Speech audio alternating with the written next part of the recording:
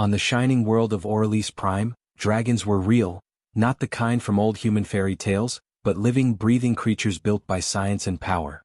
The nobles of the galaxy used them as weapons and symbols of pride. Their wings could tear through storms, their fire could melt steel, and only the royal bloodlines were allowed to command them. For everyone else, especially humans, dragons were just another reminder of how small and powerless they were. Eli Ward was one of those forgotten humans. Once long ago, Earth had been free. Now its people worked as servants and laborers across alien worlds. Eli's job was simple but harsh. He was a stable boy in the royal dragon pens.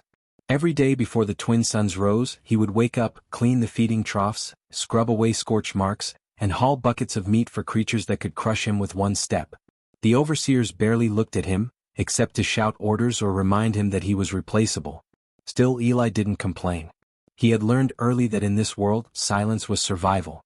But deep down, he carried a quiet fire, a wish to be more than just a servant in someone else's story. When he looked at the dragons, chained and restless, he felt a strange connection. Maybe they were both prisoners in their own ways. One night, the stables were quiet, filled only with the low breathing of sleeping beasts. Eli noticed one of the hatchlings, a young dragon with silver scales, limping and whimpering softly. Its wing was cut, bleeding faintly under the dim blue light. No one else would care. Injured dragons were either replaced or left to heal on their own. Eli hesitated, knowing the punishment for touching a dragon without permission. But the creature's eyes, bright and frightened, pulled him closer. Slowly he reached out and whispered softly, "Easy there.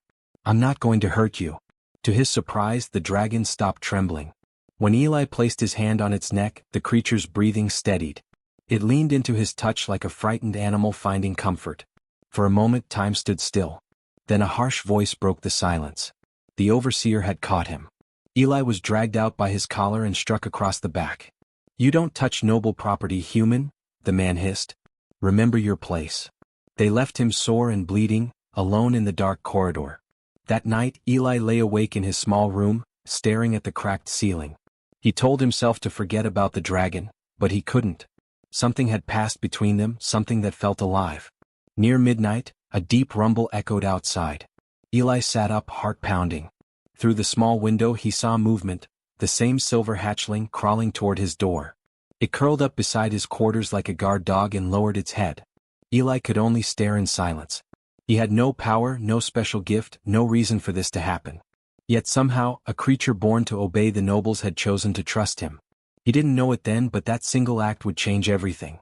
Something ancient had awakened, not just in the dragon but in the heart of a human the galaxy had forgotten.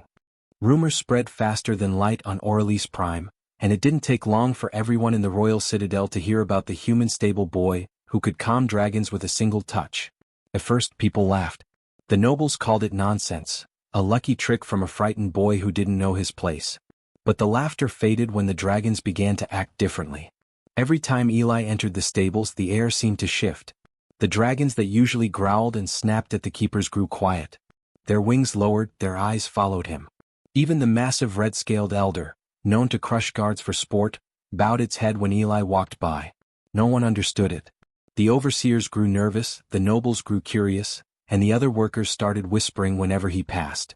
Within days, scientists were sent to test him.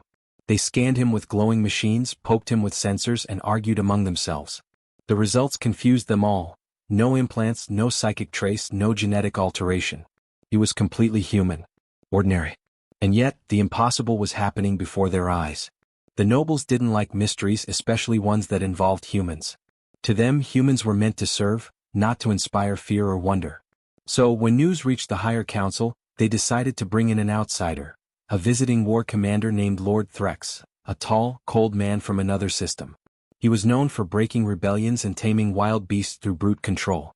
When he heard the story, he didn't believe a word of it. "A stable boy commanding dragons?" he scoffed. "Then let me see him try." Eli was brought before him, standing in the wide courtyard of the citadel. The commander sneered down at him. "You think you have some power, human? Show me." Eli kept his voice calm. "I don't have power, sir. I just treat them with kindness." Threx laughed.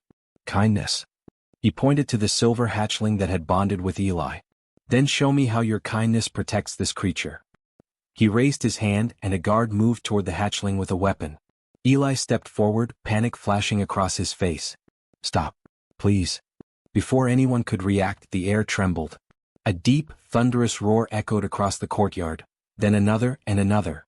Every dragon within the citadel began to roar in unison. The ground shook, windows shattered, and the nobles fell to their knees in fear.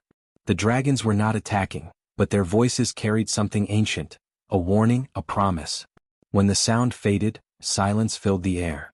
Slowly, one by one, the dragons lowered their massive heads toward the ground. Wings folded. Eyes glowed softly in the twilight. All of them, dozens of dragons from hatchlings to elders, bowed before the human boy standing in the center of the courtyard. Eli didn't move. His heart pounded as he looked around, realizing what had just happened. The nobles who once mocked him now stared in disbelief. The commander who moments ago looked down on him, stepped back in shock.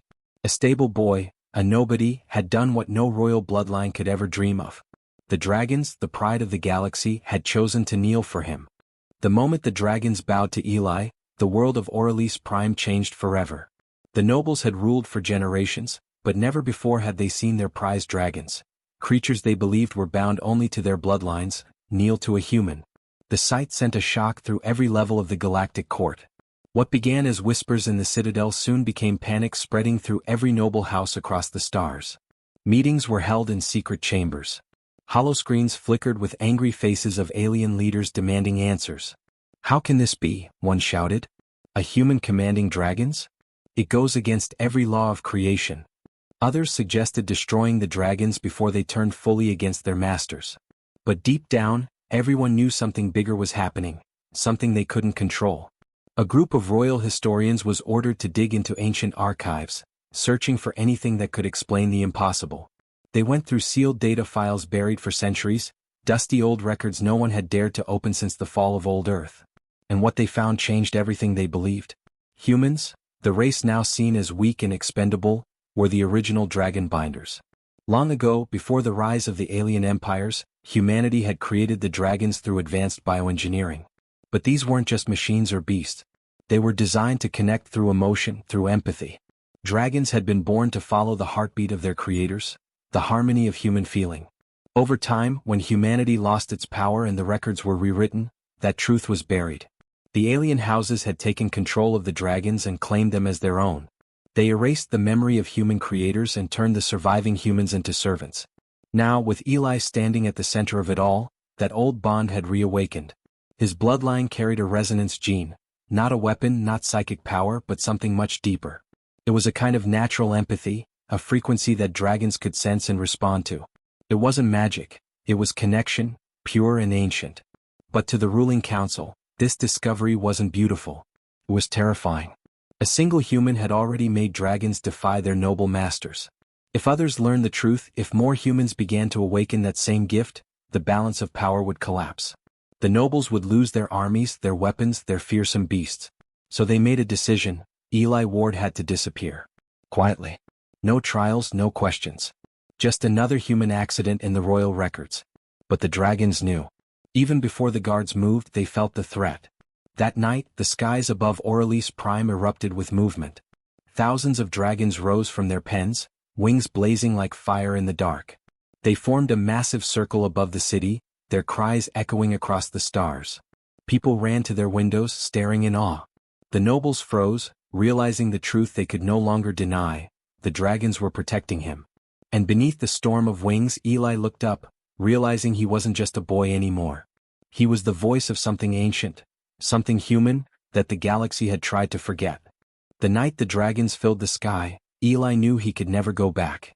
The nobles would never stop hunting him, and staying on Orelise Prime would only put others in danger. So before dawn he left the city behind. The wasteland stretched endlessly, red sand, black rock and silent skies, but he wasn't alone. Dozens of dragons followed him, soaring above like a living storm. Their shadows swept across the dunes, a sight that would be remembered for generations. Word of his escape spread quickly. At first, the nobles tried to silence it, but they couldn't stop the truth. Humans across nearby colonies began to whisper the same thing. A human commands dragons again. For people who had spent centuries bowed under alien rule, the idea lit a spark in their hearts. Slowly, quietly they began to seek him out. Farmers, miners, workers, ordinary humans who had nothing left to lose, followed the trail through the wastelands until they found him. When they arrived, they didn't find a warrior or a king. They found Eli, still wearing the torn clothes of a stable boy, standing beside a dragon that lowered its head whenever he spoke. He didn't want to be a leader, but the people needed one. So he listened, learned, and grew. The dragons taught him too, through feelings, not words. Over time he began to sense what they felt, to see flashes of their thoughts. It wasn't mind control, it was connection, like their hearts beat together in rhythm. When he stood before them, the dragons would shift and breathe as one, waiting for his signal. But peace never lasts in a galaxy ruled by fear. The coalition, the united noble families, decided to end this uprising before it could grow. They sent warships to the skies above the wastelands. Their orders were simple: destroy the dragons, capture the human. Eli saw the ships burning through the clouds, their lights like falling stars. The people around him were afraid, but he stood calm. "They've forgotten what we are," he said softly. "Let's remind them." As the first attack began, the dragons rose in perfect unison. Their wings beat with thunder, shaking the ground. The battle lit up the night, ships firing from above, dragons diving through fire and smoke. Eli stood among his people, feeling every movement, every heartbeat through the bond he shared with his dragons. Together they moved like one living force. The coalition ships fell one after another, unable to match the power of creatures fighting for something real: freedom. But when the last enemy ship tried to flee, Eli lifted his hand. The dragons stopped mid-flight. Everyone waited, expecting him to finish the fight. Instead he lowered his arm. "No more," he said quietly. "We were born to protect, not destroy." The surviving ships retreated, and the battlefield fell silent. The humans cheered, tears mixing with the dust. For the first time in ages they had hope, not born from hatred but from compassion. From that day forward, the people called him the Dragon King of the Lowborns, not because he ruled them, but because he had shown them that even those born lowest could rise higher than anyone ever imagined. Months passed after the great battle in the wastelands. The stories of what had happened spread across the galaxy like fire in dry grass. People whispered about the human boy who commanded dragons, about the armies that fell before him, and about how he chose mercy instead of revenge. To some, Eli Ward was a mystery. To others, he was a symbol, proof that humans were not weak or broken, but something greater than the galaxy ever understood. The noble houses were in chaos. Their control over the dragons had shattered. Many of their riders deserted, unable to make their dragons obey anymore. One by one, entire dragon houses, the great breeding families that had once ruled through fear, began to defect. Some came out of respect, others out of fear, but all came to see the truth with their own eyes. Soon, emissaries from across star systems arrived under truce banners. They found Eli not in a palace, not surrounded by guards, but sitting beside a campfire in the open desert, sharing food with his people. The dragons rested nearby, their huge bodies glowing under the twin moons. The emissaries expected a speech of conquest, demands, or negotiations for power. Instead, Eli simply greeted them with a quiet smile and offered them a seat. The representatives spoke of peace treaties and new governments. They offered him titles: King of the Reclaimed, Lord of the Dragonborn, Protector of Humanity. Some even offered him entire planets to rule. But Eli only shook his head. "I don't need a crown," he said softly. "I was a stable boy and I'll stay one. But no one will ever call humanity lesser again." The word spread far and wide, carried by travelers, traders, and storytellers. Across the stars, humans lifted their heads a little higher. They began to rebuild their settlements, teach their children history that had once been forbidden, and dream again of the freedom their ancestors had lost. The fear that had held them down for generations slowly faded, replaced by pride and hope. On Orelise Prime, the once golden citadels of the nobles now stood quiet. The dragons no longer guarded them, they had chosen a new purpose. When they took to the skies, they didn't fly as weapons but as symbols of unity. Thousands of dragons soared together above the planet, their wings glowing in the evening light. They formed vast shapes across the clouds, constellations of living fire stretching from horizon to horizon. People across the planet looked up in wonder.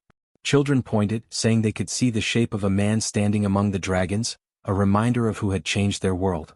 The old songs of human labor were replaced with new ones, songs of courage, freedom, and the bond between man and dragon. Eli watched from the cliffs, the wind pulling at his coat as the dragons passed overhead.